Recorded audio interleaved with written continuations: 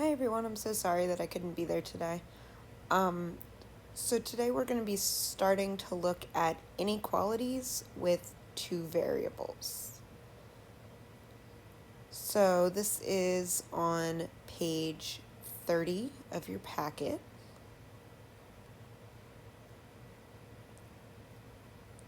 And we're looking at example 1. So if you remember from the beginning of the school year, we looked at one variable inequalities, something like x is greater than 3. And then we would graph that, oh, that's an ugly number line. We would graph that on a number line, kind of like this, where we'd say, okay, well, 0's here, and we have 1, 2, 3. We're going to put a little circle around the 3, and then we're going to shade to the right, because the right is the direction we shade for greater than. And doing the number line works out fine when we have one variable. We only need one line. But when we have two variables, we're looking at the relationship between the two variables. So we have to graph this like we would graph our slope-intercept equation, y equals mx plus b. But there's going to be a little more to it than just the y equals mx plus b.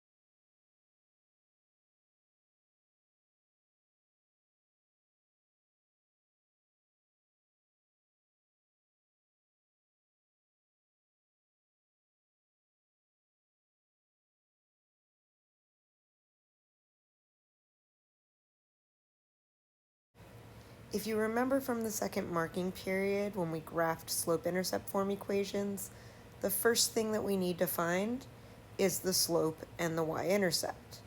Those are going to be two values that are going to be really important for us to be able to graph this line.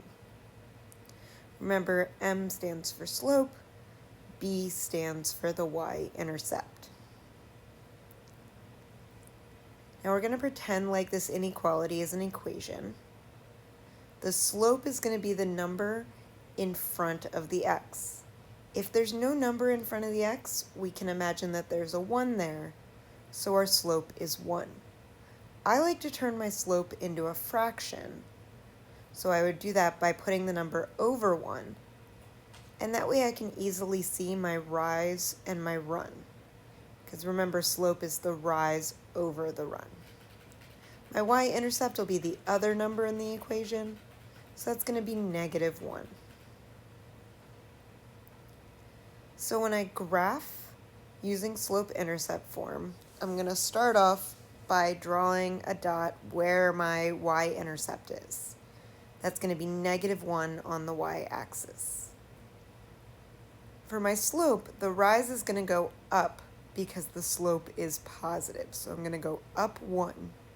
The run always goes to the right, so I'm going to go 1 to the right. And I draw a second dot there. Now I'm super excited because I realized that my iPad has a ruler, which helps me draw a straight line. So now I'm going to draw a line connecting those 2 points.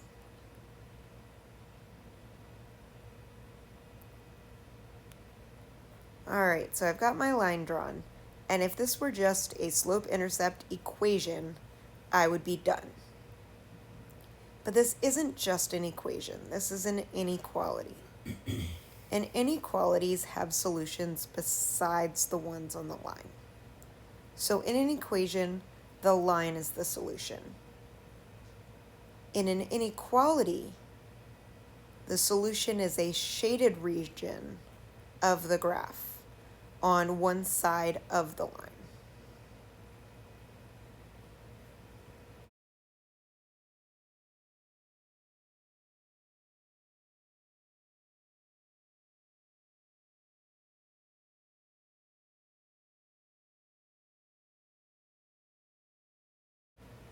We have to test a point to see where those solutions are, and we're going to shade that area on the graph.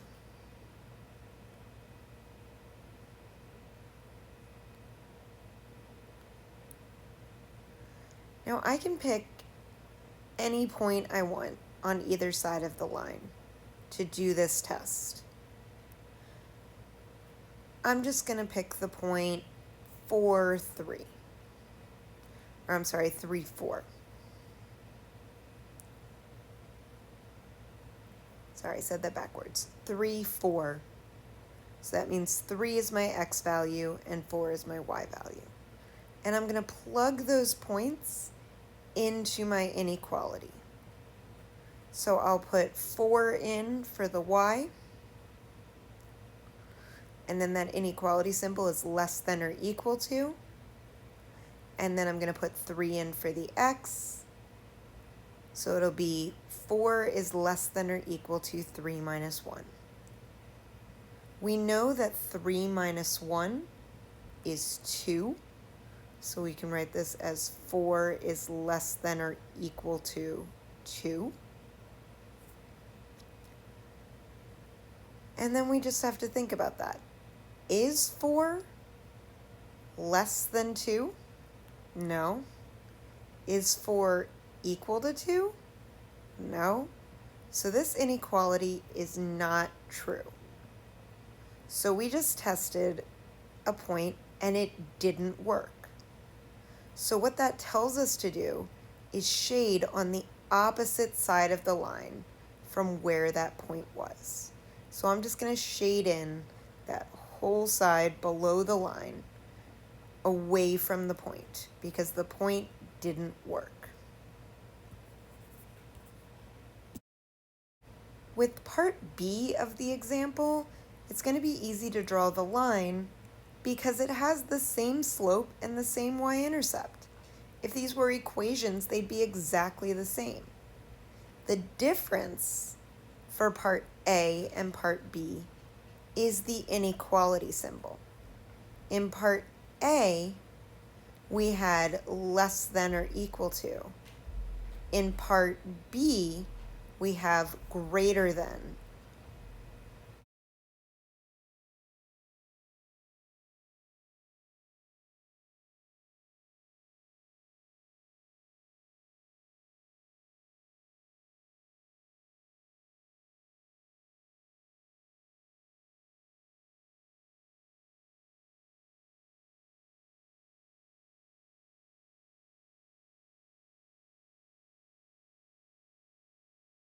So how is this going to change our graph?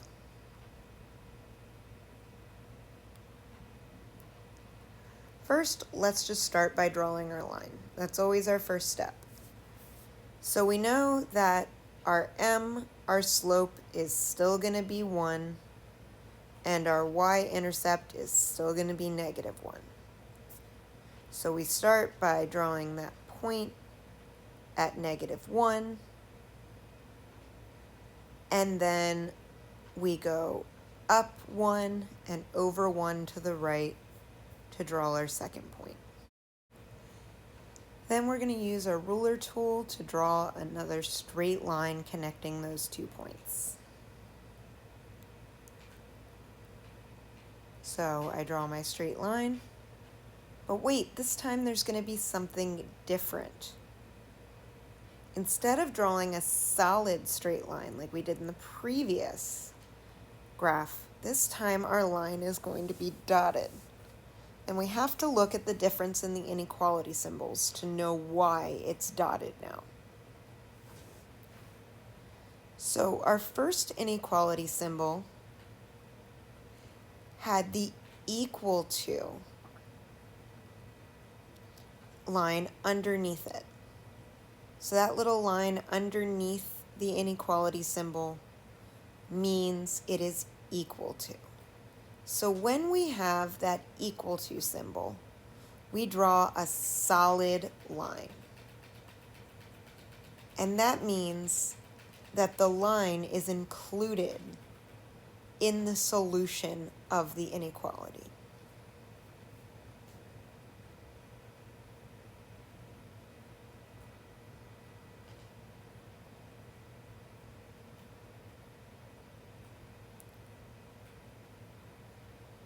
If we don't have the equal to line, if it's just less than or just greater than, then we're going to draw a dotted line.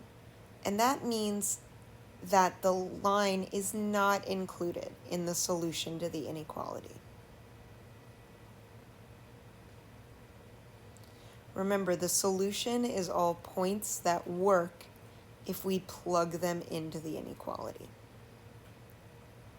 So now we have to take the step where we're going to test a point.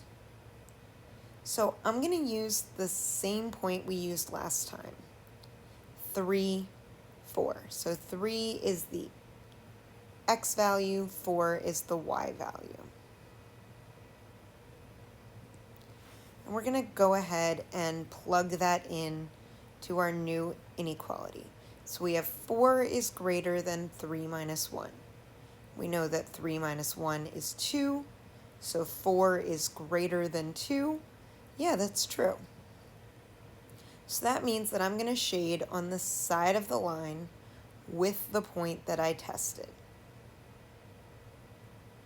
because that point worked. Now again, the difference with the solid and the dotted lines means that if I test a point on the line and the line is solid, that point is going to work. It's going to be a solution to the inequality. I can also have points all in the shaded region that also work, that are also solutions to the inequality.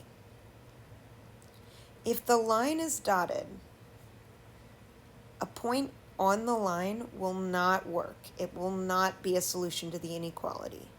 Only points in the shaded region are solutions when the line is dotted. So that's the important difference to remember about those different types of lines and those different types of inequality symbols.